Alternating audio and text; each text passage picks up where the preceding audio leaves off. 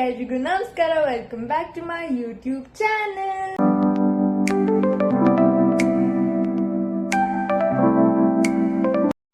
ಇವತ್ತು ಮತ್ತೊಂದು cooking video ಜೊತೆ ವಾಪಸ್ ಬಂದಿನಿ. ಏನಪ್ಪ ಇವತ್ತಿನ ರೆಸಿಪಿ ಸ್ಪೆಷಲ್ ಅಂತ ಅಂದ್ರೆ ಹಲಸೆಕಾಳು ಸಾಂಬಾರ್. ಎಲ್ಲ ಮಂದಿರ್ಗೂ ಟೆನ್ಷನ್ ಇರುತ್ತೆ, ಏನ್ ಸಾಂಬಾರ್ ಮಾಡ್ಲಿ, ಯಾವ ಸಾಂಬಾರ್ ಮಾಡ್ಲಿ ಅಂತ. ಇವತ್ತು ನಾನ್ ತೋರಿಸ್ತಾ ಇರೋ ರೀತಿಯಲ್ಲಿ ಹಲಸೆಕಾಳು ಸಾಂಬಾರ್ ಮಾಡಿ ನೋಡಿ. ತುಂಬಾ ಟೇಸ್ಟಿ ಆಗಿರುತ್ತೆ, ಚೆನ್ನಾಗೂ ಮಾಡ್ಕೊಡ್ತೀರಾ. ನಿಮ್ಮ ಮಕ್ಳಿಗೂ ಇಷ್ಟ ಆಗುತ್ತೆ, ಎಲ್ರಿಗೂ ಇಷ್ಟ ಆಗುತ್ತೆ. Thank you.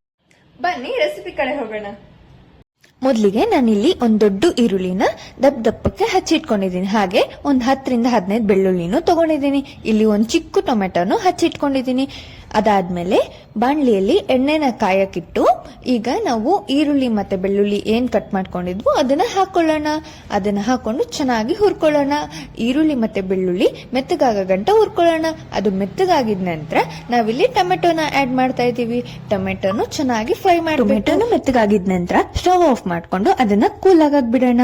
ಈಗ ಮಸಾಲೆ ರೆಡಿ ಮಾಡ್ಕೊಳ್ಳೋಕೆ ಒಂದು ಮಿಕ್ಸಿ ಜಾರಲ್ಲಿ ಒಂದ್ ಹಿಡಿಯಷ್ಟು ಕಾಯಿ ತುರಿನ ಹಾಕೊಂಡಿದೀನಿ. ಒಂದ್ ನಿಂಬೆನ್ ಗಾತ್ರದಷ್ಟು ಕೊತ್ಮೀರಿನ ಹಾಕೊಂಡಿದೀನಿ. 4ರಿಂದ 5 ಸ್ಪೂನ್ ಸಾಂಬಾರ್ ಪುಡಿನ ಹಾಕೊಂತಾ ಇದ್ದೀನಿ. ನಾವಿಲ್ಲಿ ಮನೇಲೆ ಮಾಡಿರೋ ಸಾಂಬಾರ್ ಪುಡಿ ಆಗಿರೋದ್ರಿಂದ 4ರಿಂದ 5 ಸ್ಪೂನ್. ನೀವು ಅಂಗಡಿಯಲ್ಲಿ ತಂದಿರೋದಾದ್ರೆ ಇನ್ನ ಸ್ವಲ್ಪ ಜಾಸ್ತಿನೂ ಆಡ್ ಮಾಡ್ಕೊಬಹುದು. ನಾವಿಲ್ಲಿ ಏನ್ ಫ್ರೈ ಮಾಡ್ಕೊಂಡಿದ್ವೋ ಅದು ಈರುಳ್ಳಿ ಮತ್ತೆ ಬೆಳ್ಳುಳ್ಳಿ ಕೂಲ್ ಆಗಿದ ನಂತರ ಮಿಕ್ಸಿ ಜಾರ್ಗೆ ಹಾಕೊಳ್ಳೋಣ. ಮಿಕ್ಸಿ ಜಾರ್ಗೆ ಹಾಕೊಂಡ ನಂತರ ಮಸಾಲೆನ ರುಬ್ಕೊಳ್ಳಿ. ಈಗ ಮಸಾಲೆನ ರುಬ್ಕೊಂಡ ನಂತರ ಆಲೂಗಡ್ಡೆನ ಕಟ್ ಮಾಡ್ಕೊಳ್ಳೋಣ. ಒಂದು ಆಲೂಗಡ್ಡೆನ ತಗೊಂಡು ಚೆನ್ನಾಗಿ ತೊಳ್ಕೊಂಡು ನಿಮ್ಗೆ ಯಾವ ರೀತಿ ಬೇಕೋ ಆ ರೀತಿ ಕಟ್ ಮಾಡ್ಕೊಳ್ಳಿ.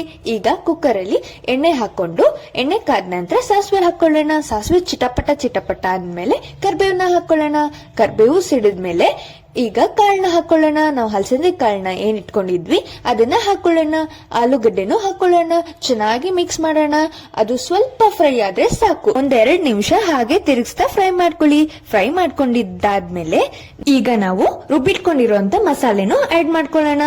ಮಸಾಲೆನ ಆಡ್ ಮಾಡ್ಕೊಂಡು ನಾವು ಚೆನ್ನಾಗಿ ಮಿಕ್ಸ್ ಮಾಡೋಣ. ಮಿಕ್ಸ್ ಮಾಡಿದ ನಂತರ ಇಲ್ಲಿ ಉಪ್ಪನ್ನ ಕೂಡ ಹಾಕೋತಾ ಇದೀವಿ. ರುಚಿಗೆ ತಕ್ಕಷ್ಟು ನಿಮ್ಗೆ ಎಷ್ಟು ಬೇಕೋ ಅಷ್ಟು ಉಪ್ಪನ್ನ ಆಡ್ ಮಾಡ್ಕೊಳ್ಳಿ. ಆಡ್ ಮಾಡ್ಕೊಂಡು ಚೆನ್ನಾಗಿ ಮಿಕ್ಸ್ ಕೊಡಿ. ಮಿಕ್ಸ್ ಕೊಟ್ಟ ಮೇಲೆ ನಾವು ಎಷ್ಟು ಬೇಕೋ ಅಷ್ಟು ಕನ್ಸಿಸ್ಟೆನ್ಸಿ ನೋಡ್ಕೊಂಡು ನೀರ್ನ ಆಡ್ ಮಾಡ್ಕೊಳ್ಳೋಣ.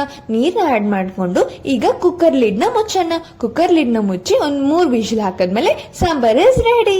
ಸಾಂಬಾರ್ ರೆಡಿ ಆದ್ಮೇಲೆ ಟೇಸ್ಟ್ ಮಾಡ್ಲೇಬೇಕಲ್ವಾ.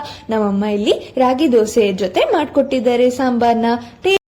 ಟೇಸ್ಟ್ ಮಾತ್ರ ಅಲ್ಟಿಮೇಟ್ ಆಗಿತ್ತು. ನೀವು ಟ್ರೈ ಮಾಡ್ಕೊಂಡು ತಿನ್ನಿ ಅಂತ ಹೇಳ್ತಾ ಇವತ್ತಿನ ವ್ಲಾಗ್ ಇಲ್ಲಿಗೆ ಎಂಡ್ ಮಾಡ್ತಾ ಇದ್ದೀನಿ. Thank you so much for watching. Like, share, comment and subscribe. ಮತ್ತಷ್ಟು ಈಸಿ ಮತ್ತೆ ಕ್ವಿಕ್ ರೆಸಿಪಿಗಳಿಗೆ ಸಬ್ಸ್ಕ್ರೈಬ್ ಮಾಡ್ಕೊಡೋದನ್ನ ಮರಿಬೇಡಿ. ಮತ್ತಷ್ಟು ಮಿನಿ ವ್ಲಾಗ್, ಡೈಲಿ ವ್ಲಾಗ್ ಎಲ್ಲ ನೋಡ್ತಾ ಇರಿ. Thank you.